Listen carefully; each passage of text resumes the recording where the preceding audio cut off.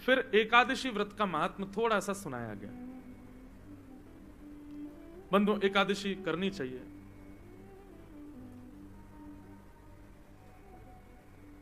आज जो भोजन कक्ष है ना, आज बड़ा शांत दिख रहा था मुझे सुबह से। परसों की वो जिस दिन कीर्तन हो रहा था रात में, उस दिन 11 बजे के 11 सवा 11 बजे के करीब मैं अपने कक्ष से लाल जी के कक्ष में किसी काम से गया। रात के 11:15 मैं थोड़ा सो चुका था 10 मिनट, फिर उठ करके गया। 11:15 बजे मेरी खिड़की से बाहर नजर गई, ओहो भैया यहाँ तो भीड़ लगी थी।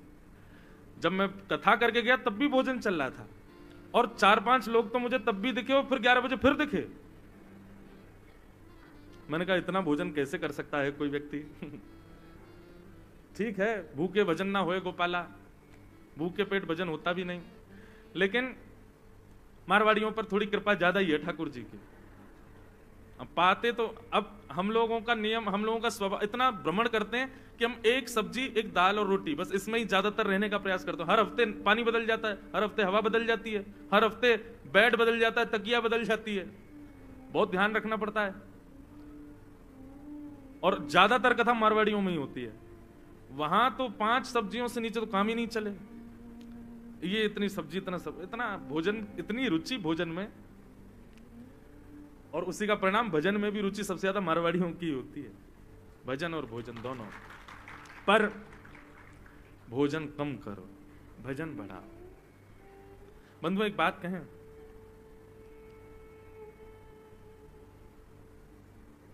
हमने एक दिन भी कहा था कथा में कि रसना को जिसने जीत लिया वो सब कुछ जीत लेगा। क्या है कि कथा प्रभाव तब तक करती है जब तक कथा चल रही है। कथा के बाद उसका प्रभाव दिखता नहीं है।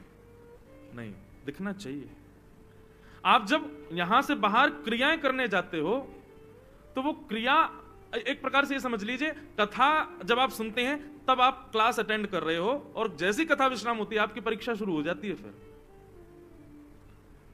यहां आरती जैसे यजमानों ने की, उसके बाद आपकी परीक्षा प्रारंभ, फिर आप पर दृष्टि रखी जाती है, इसने क्या सीखा। लेकिन यहां से बाहर निकलते ही आप यदि वो सब भूल गए, जो याद तो सबको रहता है लेकिन लागू कोई नहीं करता, फेल हो जाओगे। लाओ, अपने जीवन में लागू करो। हमारे ब्रज के एक संत थे, उनको किसी ने गद्दा दान किया। बोले बाबा आप गद्दा पे सोया करना। गद्दे पे जैसे ही सोए तो महाराज इतनी नींद आई उनको, 6-7 घंटे सो लिए। दूसरे दिन उन्होंने क्या किया, गद्दा फाड़ के और उसमें से सारी रुई निकाल दी और अंदर कंकड़ भर दिए, और कंकड़ भर के तब गद्दे पे बैठे। किसी ने कहा बाबा जी क्या किया आपने, सबरी रुई निकाल दी, कंकड़ भर दिए। तो बाबा क्या बोले, है तो देखो गद्दा, लेकिन इसमें अब कंकड़ भरे हैं। अब जब नींद कंट्रोल ही नहीं होगी ना, तभी सोऊंगा मैं, अनायास नींद नहीं आएगी। अगर मखमली गद्दा होगा तो कभी भी नींद आ जाएगी, कभी भी सोने का मन होगा, मन नींद नहीं भी आ रही तो भी आ जाएगी। लेकिन अब इसमें कंकड़ पत्थर है, तब ही नींद आएगी जब बिल्कुल असहज हो जाएगी। उतना ही सोऊंगा जितनी जरूरत है, इसलिए कंकड़ के गद्दे पर रहते थे। और उन्हीं बाबा का एक और नियम था, वो घड़ी हाथ में नहीं पहनते थे, पैरों में पहनते थे। कलाई वाली घड़ी को पैरों में पहनते थे। किसी ने कहा बाबा आप पैरों में घड़ी क्यों पहनते हो, बोले ये है समय, काल। काल को मैंने पैरों में इसलिए बांधा है कि काल हमारी गति को रोकता है। तो जब भी मैं चलूं तब मेरा काल मुझे संकेत करे कि नहीं, असद स्थान पर मत जाओ, समय बहुत कम है। काल मेरी गति को रोकता है, काल मेरे चरणों को यह संकेत करता है कि तुमको असद स्थान पर नहीं जाना, समय कम है। किसी ना किसी रूप से वो अपने ऊपर उन चीजों को लागू करते थे। इसका मतलब ये नहीं आप भी ऐसे ही करो, कंकड़ भर लो अपने गद्दान में। लेकिन कहने का मतलब है कि जो कथा में आप सुने उसको लागू करो। तब आपका 4 घंटा बैठना, इतना खर्चा करना, इतनी मेहनत करके अपने कामों को छोड़ करके ये समय यहां देना, ये सार्थक होगा। मुझे कभी कभी बहुत पीड़ा होती है, करोड़ों रुपए खर्च होते हैं, कई बार तो कई जगह कथाएं होती हैं, करोड़ों रुपया खर्च होता है। अरे व्यवस्थाएं इतनी होती हैं, हम लोग आते हैं, इतनी दूर से आते हैं, सबकी आने जाना, सबकी दक्षिणा आदि, बहुत बहुत खर्चा हो जाता है। लेकिन पीड़ा कब होती है, जब उस पर वो असर दिखे ना कथा का। इसलिए भैया तुरंत लागू किया करो। जो भी सुन रहे हो, जो भी बात अच्छी लगे, मुस्कुराने से और ताली बजाने से उस बात की प्रधानता नहीं। आजकल लोग मुझे बहुत बेचते हैं, महाराज जी आपकी रील वायरल हो रही है, ये देखो आपने ये बोला बहुत अच्छा लगता है आपकी रील। मैंने कहा वायरल तो हो रही है, लागू कितना कर रहे हो। अपने ऊपर अप्लाई कितना कर रहे हो? लागू करो, अपने ऊपर लाओ।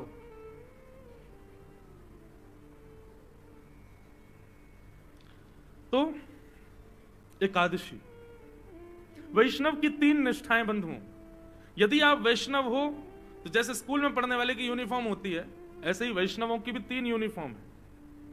पहली, कहीं भी अंग प्रत्यंग पर तुलसी का स्पर्श होगा, तुलसी की माला गले में, ये पहली वैष्णव निष्ठा।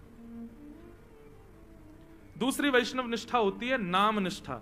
वो बिना नाम संकीर्तन किए एक दिन भी नहीं बिताता, हर दिन ठाकुर जी का नाम जरूर रटता है। और तीसरी वैष्णव की निष्ठा होती है एकादशी निष्ठा, वो हर एकादशी को करता है। बंधुओं, प्रयास कीजिए इस साल ज्यादा नियम लोग पूछ रहे हैं क्या बनाए क्या बनाए, मैंने तो बहुत सारे बताए, एक ये भी सुन लो, संपूर्ण एकादशी करो। और एकादशी को बंधुओं केवल इस रूप में मत करो कि मुझे अन्न नहीं खाना है। एकादशी कोई व्रत तो है, पर वो एक निष्ठा का नाम है एकादशी। जैसे करवा चौथ के दिन पत्नी अपने पति के लंबी आयु के लिए व्रत करती है, वो व्रत नहीं है, पत्नी का पति के प्रति निष्ठा प्रेम को दिखाता है। हमारे हिंदू वैदिक सनातन धर्म में कोई कन्या यदि एक करवा चौथ का व्रत विवाह के बाद ना रखे तो लोग बाग फिर कहते हैं अरे यार रखना चाहिए तुमको, वो सौभाग्य होता है, वो सौभाग्यवती मान करके व्रत करती है। किसी भी, मुझे नहीं लगता कि हिंदू वैदिक बहन को विवाह के बाद करवा चौथ का व्रत रखने में भार पड़ता हो, बल्कि वो तो आनंद आता है उसको, वो और प्रसन्नता से करती है। वैसे ही वैष्णव को एकादशी करनी चाहिए। जैसे साल में एक बार करवा चौथ के लिए वो प्रसन्न होती है, सजती है, तैयार होती है और इतनी उसकी निष्ठा होती है कि आज करवा चौथ है, मुझे अपने पति की लंबी आयु के लिए व्रत करना है। ठीक वैसा ही उत्साह एकादशी के लिए होना चाहिए एक वैष्णव को। आज मैं, अच्छा नियम भी वही है। व्रत करने से क्या होता है बंधुओं बताओ? आप अन्न नहीं खाते, पूरे दिन अन्न नहीं खाते, फलाहार खाते, उसका प्रभाव क्या होता है? जिस दिन आप अन्न सेवन नहीं करते हो उस दिन आपकी एक दिन की आयु बढ़ जाती है। व्यक्ति की आयु 2 चीजों से कम होती है, एक तो अन्न सेवन करने से, एक बहुत बोलने से। 2 क्रियाओं से मानव की आयु घटती है। जो बहुत खाता है और बहुत बोलता है उसकी आयु कम होती है। आप कहोगे महाराज जी फिर तो आपकी तो अभी कछु साल की रह गई होगी। 7 साल से कथा कर रहे हो, अनवरत 4 घंटा बोलते हो और बैक टू बैक दे दनादन कथा कर रहे हो, तो आपकी तो आयु नेकी रह गई होगी। ये भी एक विडंबना है कि आप यदि भगवत चर्चा कर रहे हो, भगवत नाम बोल रहे हो, तो आप उतनी देर मौन ही माने जाओगे। आप सांसारी चर्चा कर रहे हो तो काउंट होगा कि आप बोल रहे हो, लेकिन आप भगवत चर्चा कर रहे हो तो वो उस समय आप मौन ही माने जाओगे। इसलिए मौन व्रत जो लोग करते हैं या जिनके वर्षों के मौन के नियम होते हैं, उनको अधिकार होता है कि आप यदि भगवत चर्चा या भगवान नाम बोलने का आवे तो आप मौन नहीं, आप बोल सकते हो, क्योंकि वो मौन ही माना जाता है। अगर इस रूप में देखा जाए तो अभी तक तो मैं बोला ही नहीं होऊंगा फिर, क्योंकि सुबह से आप लोग मिलने आते हो और हर कथा में यही नियम रहता है, और फिर शाम को कथा होती है। रात में इतना बोल लेता हूं दिन भर की रात में बोलने का मन नहीं होता, मैं अपने कक्ष में जाके बाकी सब बोलते हैं मैं सुनता रहता हूं, तो इस नाते से तो मेरा पूरे दिन मौन में ही निकल जाता है। तो बहुत बोलने वाला और बहुत खाने वाला, इनकी आयु कम होती है। आप एक दिन का व्रत करते हो तो चित्रकेतु अपनी डायरी में तुरंत नोट डाउन कर लेता है कि आज इसने व्रत रखा है, इसने अन्न नहीं खाया है। तो आपकी आयु जो दिन थे, इतने दिन आपको मिले थे, उसमें एक दिन चित्रकेतु बढ़ा देता है। ये होता है व्रत से। और वही करवा चौथ के दिन माताएं व्रत करती हैं, तो शाम को चंद्रमा देखते, पति को देख के जल पी लेती हैं, अन्न खा लेती हैं, पूरे दिन की अपनी आयु अपने पति को दे देती हैं। एक ही दिन की आयु मिलती है पति को, बस एक ही दिन बड़ा होगा बेचारा, कोई उसकी 10-15 साल की आयु नहीं बढ़ती है एक दिन। ठीक वैसी बंधुओं एकादशी के दिन हम लोग ठाकुर जी को कभी पुष्प अर्पित करते हैं, तुलसी अर्पित करते हैं, प्रसाद अर्पित करते हैं, ये सब तो संसारी वस्तु हैं। हमने ऐसा क्या दिया जो अमूल्य था? तो एकादशी के दिन हमने व्रत किया, हमारी एक दिन की आयु जो हमको बोनस में मिली हमने ठाकुर जी को अर्पित कर दी। ठाकुर जी हमारी सबसे बहुमूल्य वस्तु है, हमारी प्रत्येक क्षण, हमारा प्रत्येक दिन, हम हर दिन जीवित रहते हैं, ये इससे ज्यादा अमूल्य कुछ नहीं है। आज हम एकादशी करके आपको अपना एक दिन जो हमें प्राप्त हुआ वो हम आपके चरणों में निवेदित करते हैं, आप स्वीकार करें। यह है एकादशी। एकादशी के दिन बंधुओं अन्न में पाप का निवास होता है। उस दिन अन्न सेवन करने वाले व्यक्ति को उसने पूर्व में जो पाप किए और उन पापों को किसी प्रायश्चित से यदि खत्म कर दिया, आपने पूर्व में कोई पाप किया, गंगा स्नान आदि करने से वो पाप नष्ट हो गया और एकादशी के दिन अन्न खा लिया, तो जितने पाप आपके नष्ट हुए वो पुनर्जीवित हो जाएंगे। इसलिए एकादशी के दिन अन्न सेवन को वर्ज्य माना गया। कथा है उसके पीछे भी कि सबका आने का समय है पृथ्वी पर, सब देवताओं का, पुण्यों का, जैसे नक्षत्र बताते हैं ना ब्राह्मण लोग, मुख्य नक्षत्र बहुत श्रेष्ठ होता है, आज इतने बजे से इतने बजे का मुहूर्त बहुत अच्छा है, आप उसी में इतने बजे ही गृह प्रवेश कर लेना, इतने ऐसे हर बस ऐसे पाप ने पूछा मेरा समय क्या है, मैं कहां आऊं और कब आऊं। तब एकादशी के दिन पाप को अन्न में निवास दिया और पाप को ऐसी किसी जगह स्थान दे देते। ऐसे तो बहुत सारे स्थान दे रखे हैं, मदिरा में रहो, पर स्त्री गमन में रहो, आदि आदि इन स्थानों में, मांस भक्षण आदि में रहो, लेकिन पाप बोला भगवान ये तो केवल राक्षस ही सेवन करते हैं, मैं चाहता हूं कि कभी कभी सुधरे हुए लोगों के पास भी जाऊं। तब ठाकुर जी ने कहा ठीक है, तो फिर सब अन्न के बिना नहीं रह सकते, एकादशी के दिन तुम अन्न में रहना, हम नियम बना देंगे, वैष्णव उस दिन अन्न नहीं खाएंगे, सामान्य लोग तो खाएंगे और फिर उनको पाप लगेगा। तो ये विधान है भैया, नियम है संसार का, नहीं तो नरक के द्वार भी तो बंद हो जाएंगे, वहां पे भी तो कोई आते जाता रहना चाहिए। इसलिए एकादशी के दिन अन्न में पाप का निवास। 5 वर्ष से छोटी आयु के बालक, 90 वर्ष से ऊपर के लोग और किसी गहरी बीमारी से संलिप्त व्यक्ति, इनको एकादशी पर छूट है। बाकी सबको प्रयास करना चाहिए कि वे एकादशी का व्रत करें। अगर आप वैष्णव हो तो, वैष्णव मतलब विष्णु के, ठाकुर जी के किसी भी रूप में उनको अपना मानते हो, तो आपको एकादशी करनी चाहिए।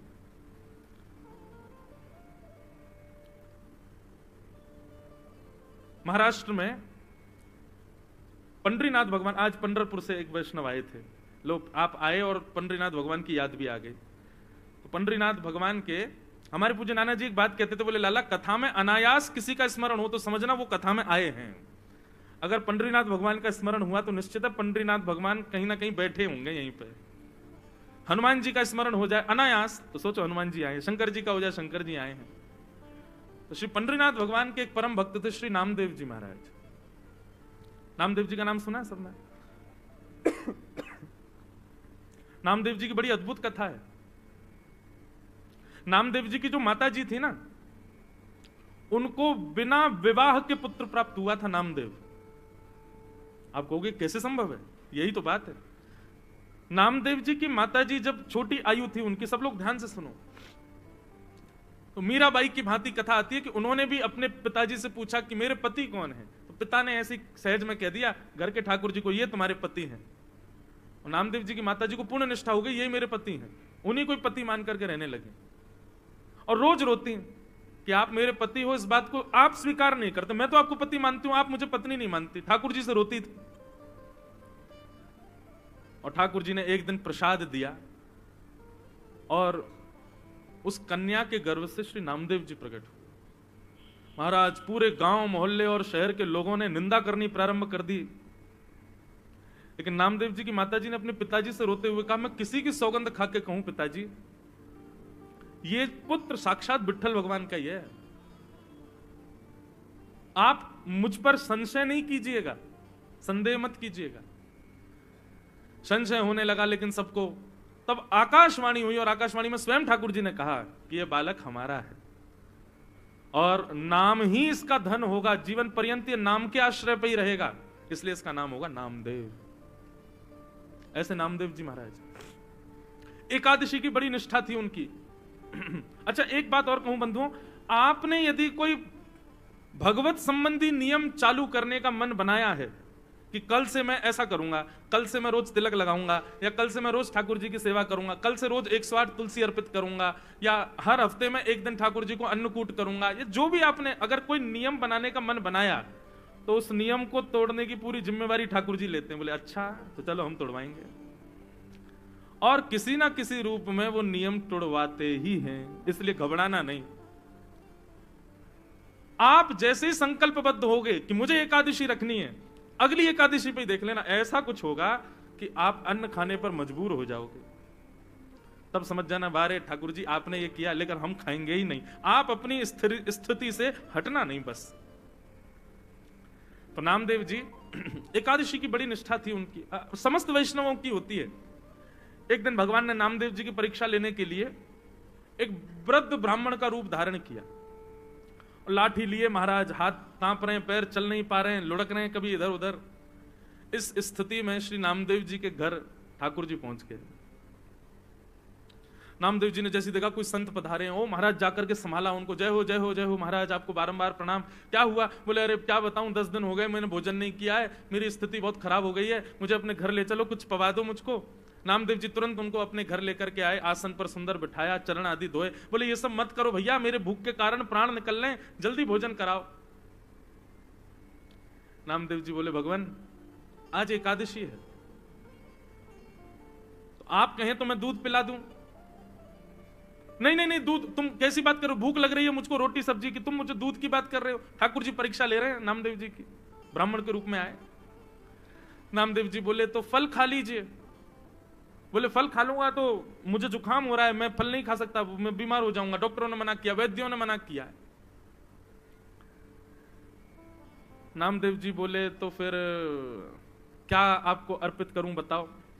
बोले दाल भात बनवाओ, दाल भात बनवाओ, रोटी सब्जी बनवाओ, जल्दी वही पाऊंगा। नामदेव जी बोले क्षमा करें भगवान, द्वादशी तक प्रतीक्षा करनी पड़ेगी, अभी एकादशी चल रही है, आपको मैं अन्न नहीं खवा सकता। ब्राह्मण बोलने लगा मेरे प्राण निकल जाएंगे, मैं मर जाऊंगा अभी यहीं पर। अरे भैया, और शास्त्र भी आज्ञा करते हैं 90 वर्ष की ऊपर की आयु वाला नहीं भी करे तो चलता है, मेरी 90 के आसपास की उम्र है, अब कोई बात नहीं ना, आप हमको भोजन करा दो। नामदेव जी बोले भैया क्षमा करें, ना हम खाएंगे ना हम खाने देंगे, ये एकादशी का नियम है, ये तो करना पड़ेगा आपको। बोले मेरे प्राण निकल जाएंगे, मर जाऊंगा, तुमको अच्छा लगेगा तुम्हारे घर पर आकर के कोई ब्राह्मण भूखा मर जाए? नामदेव जी बोले मरना तो एक दिन है ही, आज एकादशी, आज ही चले जाओ, इससे बढ़िया दिन क्या होगा। ब्राह्मण ने महाराज चिल्ला चिल्ला करके मोहल्ले वाले बुला लिए सारे। बोले देखो ये नामदेव अपने आप को बहुत बड़ा भक्त कहता है, पूरे पंढरपुर में इसके चर्चे होते हैं, ये भक्त है, देखो ये क्या कर रहा है। सबने कहा भैया क्या हो गया? नामदेव जी बोले आज एकादशी है, ये 10 दिन के भूखे हैं, कह रहे हैं भोजन कराओ, हम कह रहे हैं एकादशी है, द्वादशी तक प्रतीक्षा करो, और पाना है तो फल पालो, दूध पी लो। पड़ोसियों ने भी कहा नामदेव जी आप करो ना एकादशी, उनको क्यों करवा रहे हो जबरदस्ती, उनको बेचारों को दे दो जो भी है। नामदेव जी बोले क्षमा करो, मैं इनको अन्न नहीं दे सकता। अब तो मोहल्ले के लोग भी बुरा भला कहने लगे। बोले नामदेव ऐसी कौन सी भक्ति होती है कि तुम जबरदस्ती दूसरे के ऊपर थोप रहे हो कि करना ही पड़ेगा। सब लोग गए, महाराज जी आप चलो हमारे घर चलो, हम आपको बना के पवा देंगे। नामदेव जी सामने आ गए, बोले जाने भी नहीं दूंगा, मुझे पता चल जाए कि एकादशी और कोई अन्न खाने बैठ रहा तो मैं थाली उठा के भाग जाऊं, मैं नहीं खाने दूंगा। अब तो महाराज ठाकुर जी नाटक करने में तो ठाकुर जी एक नंबर है, हाथ पांव कांपने लगे ठाकुर जी के, और महाराज गिर पड़े, मुंह से झाग निकलने लगा। बोले नामदेव मेरे प्राण निकल रहे हैं, कुछ तो दे दो। अपने बच्चों को बैठाया, बोले सुनो कीर्तन करो, ठीक है आप प्राण त्यागो, वैकुंठ में जाइयो, वहां जाके ठाकुर जी से कहना वो पवाएंगे आपको। सब लोग नामदेव जी को गाली देने लगे, लेकिन नामदेव जी नहीं माने, और महाराज करते करते करते ठाकुर जी ने ब्राह्मण के भेष में ऐसा प्रतीत कराया कि उनके प्राण निकल गए। और जैसे ही प्राण निकले, मोहल्ले के लोग, पंढरपुर के लोग नामदेव जी को खड़ी खुट्टी सुनाने लगे। बोले अरे नामदेव ब्रह्म हत्या लग गई तुझे, ऐसी कौन सी एकादशी है, ऐसी कौन सी एकादशी जिस पर तू इतना ज्यादा मचल रहा है, आज तुझे ब्रह्म हत्या लग गई। नामदेव जी के नेत्रों से अश्रु आने लगे, चरणों में प्रणाम किया, तुलसी की माला लाकर के उस ब्राह्मण देवता को पहना दी। बोले कितना भाग्य है इनका, पंढरपुर क्षेत्र में चंद्रभागा नदी के तट पर, और एकादशी के दिन प्राण त्याग दिए, और वो भी निराहार होकर के, बिना आहार लिए। कितने बड़े सौभाग्य की बात है। देवी अपनी पत्नी से बोले अब हमको ब्रह्म हत्या लग गई है, ठीक है एकादशी के लिए ही सही, लेकिन हत्या तो हो गई, कारण तो हम ही लोग बने। अब ठाकुर जी तो हमारे हाथ की सेवा स्वीकार नहीं करेंगे, और अब तो हम नाम जाप करने के भी अधिकारी नहीं है क्योंकि ब्रह्म हत्या लग गई। चलो इन ब्राह्मण देवता की अंत्येष्टि करते हैं, और उसी चिता में हम लोग भी जीवित अपने प्राण त्याग देंगे। जब हमने ऐसा किया तो हम ये करेंगे। ठाकुर जी की महाराज ब्राह्मण वेश की अर्थी बनाई, अर्थी पर ठाकुर जी को लिटाया। ठाकुर जी अभी भी परीक्षा चली रही है ठाकुर जी की। सोचो कितनी स्थिति पहुंच गई, यहां तक तो कोई भी हम में से, आप में से कोई भी पिघल जाएगा, लेकिन नामदेव जी नहीं माने। सुंदर चिता लगाई, चिता पर ब्राह्मण देवता को बैठाया, अपने छोटे से पुत्र को बैठा दिया, अपनी पत्नी को बैठा दिया उसी चिता पर, और स्वयं भी बैठ गए। और पंडरीनाथ भगवान का स्मरण करते हुए, चंद्रभागा नदी को प्रणाम करके, अग्नि का एक सुंदर लकड़ा लेकर के स्वयं चिता में अग्नि लगा करके नामदेव जी हाथ जोड़ करके बैठ गए। जैसे ही अग्नि, अब भी ठाकुर जी सोच रहे थे कि कुछ तो होगा, नामदेव शायद बदल जाए, लेकिन नहीं, नामदेव जी तो पूरे तैयार थे प्राण त्यागने को। जैसे ही चिता की अग्नि नेक ठाकुर जी की कमर पर छुई होगी, सोई महाराज ब्राह्मण देवता तो उठ करके बैठ गए, नामदेव जी को खींच लिया, उनकी पत्नी को खींच लिया, बच्चों को खींच लिया। नामदेव जी महाराज देखने लगे क्या हुआ। तुरंत नामदेव जी को झलक दिख गई कि ब्राह्मण के रूप में साक्षात श्री पंडरीनाथ भगवान ही खड़े हैं। अपने हृदय से लगा लिया नामदेव जी को। सब गांव के लोग इकट्ठे हो गए देखने के लिए, और जैसे ही हृदय से लगाया, ऐसा प्रतीत हुआ एक क्षण के लिए दर्शन देकर के ठाकुर जी वहां से अंतर्ध्यान हो गए। सब ढूंढने लगे ब्राह्मण कहां गया, कहां गया। नामदेव जी ने बताया, बोले ब्राह्मण नहीं थे, श्री पंडरीनाथ ही आए थे और हमारी एकादशी की परीक्षा लेने आए थे।